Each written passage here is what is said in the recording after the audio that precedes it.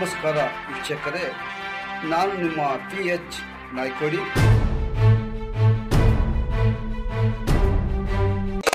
ಭಕ್ತಿಭಾವ ಕಡಿಮೆಯಾಗಬಾರದು. ಶ್ರೀ ಪೂಜ್ಯ ಈರಣ್ಣ ಶಾಸ್ತ್ರಿಗಳು ಸಿಂದಗಿ.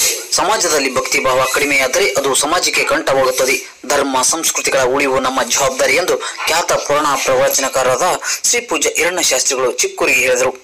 ತಾಲೂಕಿನ ಖಾನಾಪುರ ಗ್ರಾಮದ ಶ್ರೀ ವೀರಘಂಟಿ ಮಡಿವಾಳೇಶ್ವರ ಜಾತ್ರಾ ಮಹೋತ್ಸವ ಅಂಗವಾಗಿ ಬುಧವಾರ ಹಮ್ಮಿಕೊಂಡಿದ್ದ ಶ್ರೀ ಭಾಗ್ಯವಂತಿ ದೇವಿ ತೊಟ್ಟಿಲೋತ್ಸವ ಕಾರ್ಯಕ್ರಮದಲ್ಲಿ ಅವರು ಮಾತನಾಡಿದರು. ಶಾಸ್ತ್ರಿಗಳು ಮುಂದುವರಿಸಿ, ರಾಜ್ಯದಲ್ಲಿ ವಿವಿಧ ಮಠಾಧೀಶರು ಭಕ್ತರಿಗೆ ಅನೇಕ ಧಾರ್ಮಿಕ ಕಾರ್ಯಕ್ರಮಗಳನ್ನು ಹಮ್ಮಿಕೊಳ್ಳುತ್ತಿದ್ದಾರೆ. ಜನರು ಇಂಥ ಕಾರ್ಯಕ್ರಮಗಳಲ್ಲಿ ಭಾಗವಹಿಸಿ ಧರ್ಮ ಸಂಸ್ಕೃತಿ ಅರಿವು ಪಡೆದು ಜೀವನದಲ್ಲಿ ಅಳವಡಿಸಿಕೊಂಡರೆ ಸಮಾಜ ಸುಂದರವಾಗುತ್ತದೆ. ಇತ್ತೀಚೆಗೆ ಧರ್ಮ ಸಂಸ್ಕೃತಿ ಹಿಂದಿನಂತೆ ಉಳಿಯುತ್ತಿಲ್ಲ, ಇದನ್ನು ನಿರ್ಲಕ್ಷಿಸಿದರೆ ಸಮಾಜಕ್ಕೆ ಅಪಾಯ ಎಂದು ಎಚ್ಚರಿಸಿದರು. ಖಾನಾಪುರದಲ್ಲಿ ಪ್ರತಿ ವರ್ಷ ಆಯೋಜಿಸುವ ಜಾತ್ರಾ ಮಹೋತ್ಸವವು ಧಾರ್ಮಿಕ, ಸಾಂಸ್ಕೃತಿಕ ಮತ್ತು ಸಾಮಾಜಿಕ ಕಾರ್ಯಕ್ರಮಗಳ ಮೂಲಕ ಜನರ ಒಳಿತಿಗಾಗಿ ಕೆಲಸ ಮಾಡುತ್ತಿರುವುದು ಶ್ಲಾಘನೀಯ ಎಂದರು.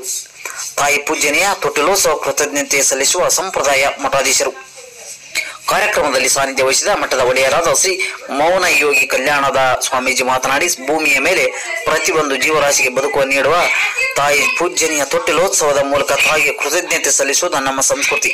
ಜೀವಂತ ತಾಯಂದಿರಿಗೆ ಈ ಮೂಲಕ ಧನ್ಯತಾ ಭಾವ ಮಾಡುವುದು ವಿಶೇಷ ಎಂದು ಹೇಳಿದರು. ಜಾತ್ರಾ ಮಹೋತ್ಸವದಲ್ಲಿ ಪ್ರತಿ ವರ್ಷ ಸಾವಿರಾರು ಭಕ್ತರು ಪುರಾಣ ಪ್ರವಚನದಲ್ಲಿ ಭಾಗವಹಿಸುತ್ತಿದ್ದು, ಆಧ್ಯಾತ್ಮಿಕ ಚಟುವಟಿಕೆಗಳು ಭಕ್ತರನ್ನು ಏಕತೆಯ ಬಡವಿನ ಮೂಲಕ ಕಟ್ಟುತ್ತಿವೆ ಎಂದು ಅವರು ಶ್ಲಾಘಿಸಿದರು.